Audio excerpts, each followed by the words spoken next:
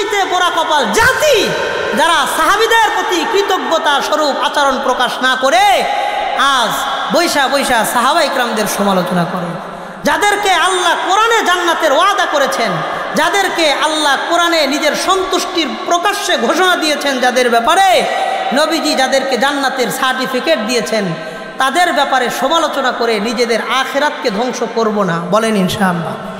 সাহাবীদের অবদান 16টা কথা আমি কোরআন হাদিস থেকে বললাম।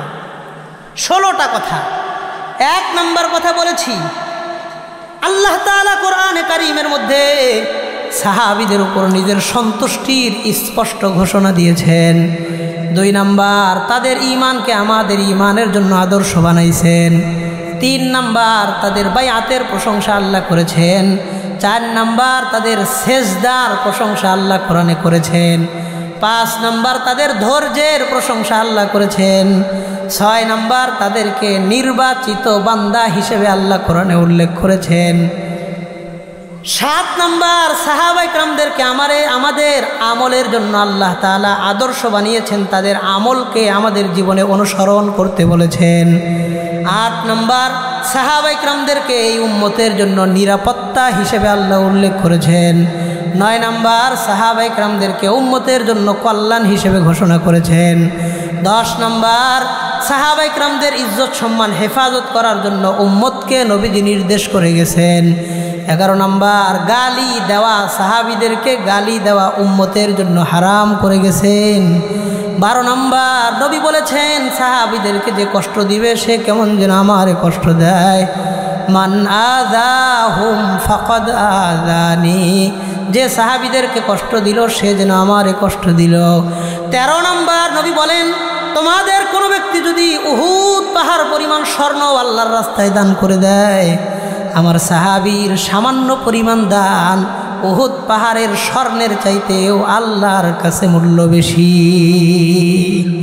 14 নম্বর, নবীজি বলেন আমার সোহবতের বসে কাটানো সামান্য সময়ের মূল্য তোমাদের সারা জীবনের ইবাদতের চাইতেও আল্লাহর কাছে মূল্য বেশি। 15 নম্বর, এই দুনিয়াতেই সাহাবীদেরকে নবীজি জান্নাতের সার্টিফিকেট দিয়ে গেছেন।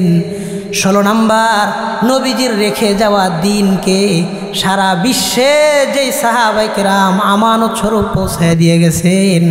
কোরআন ও হাদিসে এমন অসংখ্য অকাট্য আয়াত, হাদিস, দলিল, প্রমাণ আদি থাকার পরেও যারা সাহাবায়ে কেরামের দিকে সমালোচনার তীর নিক্ষেপ করবে, আল্লাহর নামের শপথ করে বলা যায় ওদের চাইতে পোড়া কপাল, হতভাগা, দুর্ভাগা জাতি দুনিয়াতে আর হতে পারে না। সবচাইতে পোড়া কপাল জাতি যারা সাহাবীদের প্রতি কৃতজ্ঞতা স্বরূপ আচরণ প্রকাশ না করে আজ বৈশা বৈশা সাহাবা ইকরামদের সমালোচনা করে। যাদেরকে আল্লাহ কোরআনে জান্নাতের ওয়াদা করেছেন, যাদেরকে আল্লাহ কোরআনে নিজের সন্তুষ্টির প্রকাশ্যে ঘোষণা দিয়েছেন, যাদের ব্যাপারে নবীজি যাদেরকে জান্নাতের সার্টিফিকেট দিয়েছেন, তাদের ব্যাপারে সমালোচনা করে নিজেদের আখিরাতকে ধ্বংস করব না, বলেন ইনশাআল্লাহ। আল্লাহ এই এলাকার প্রত্যেকটা যুবক ভাই, মুরব্বী বাবা এবং প্রত্যেকটা শিক্ষিত মানুষকে এই কথাগুলো বুঝে নিজের জীবনে বাস্তবায়ন করার তৌফিক দান করেন, বলেন আমিন। আমরা ঈমান আনবো সাহাবীদের মতো, আমরা আমল করব সাহাবীদের মতন, রাজি আছি না ইনশাআল্লাহ? সাহাবিয়ানা জিন্দেগি যেন আমরা বানাইতে পারি, আল্লাহ সেইভাবে আমাদের চলার তৌফিক দান করেন, কোন আমিন।